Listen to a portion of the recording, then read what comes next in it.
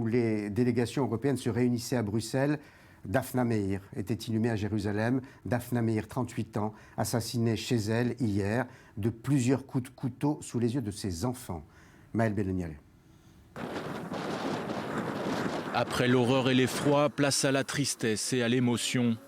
Tout le Yishuv d'Otniel ou presque rassemblé à l'extérieur de la synagogue de cette localité du sud de Hébron pour rendre un hommage à leur voisine, leur amie Daphna Meir, poignardée à mort chez elle devant ses enfants. Je ne réalise pas, c'est incroyable de se dire que je ne pourrai plus lui parler, plus lui téléphoner. Il y avait tellement de vie en elle. Elle avait toujours quelque chose à dire et puis elle avait le sourire. Je ne peux pas croire qu'elle ne viendra plus le samedi matin au parc ou prendre son café avec moi. Daphna Meir était connue de tous ici, elle qui a longtemps été l'infirmière principale d'Otniel, avant d'aller exercer son métier à l'hôpital Soroka de Beersheva. C'est la consternation, mais qu'on partage la même douleur. On est une famille, on est une grande famille. On se connaît tous.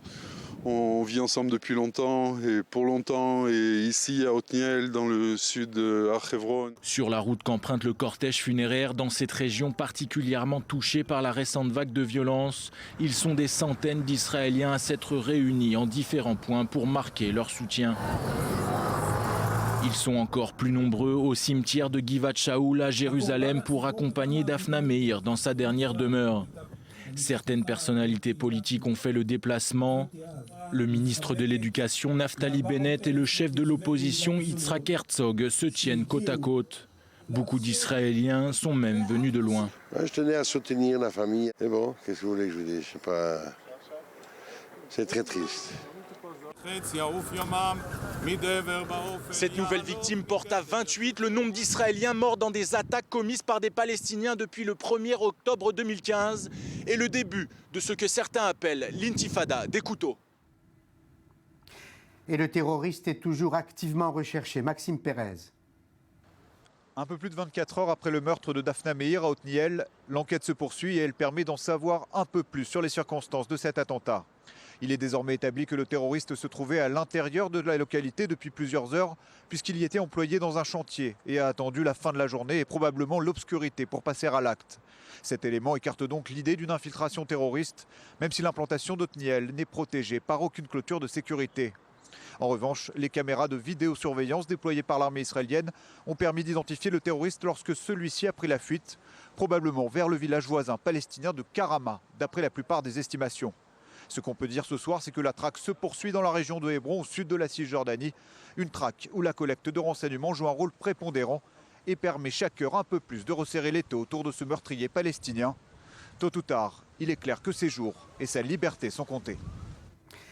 Daphna Meir hier, Hadassah Frouman aujourd'hui, poignardée par un terroriste dans la zone industrielle de Tekoa, au sud de Jérusalem.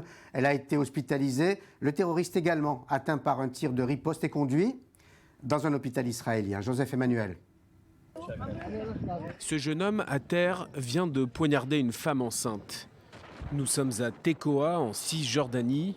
L'adolescent mineur est palestinien. Il a immédiatement pris la fuite après son attaque. Un civil armé l'arrête en lui tirant dessus. Une fois sur place, l'armée s'assure qu'il ne porte pas de gilet explosif avant de lui porter secours et de l'évacuer vers un hôpital. Évacué tout comme sa victime.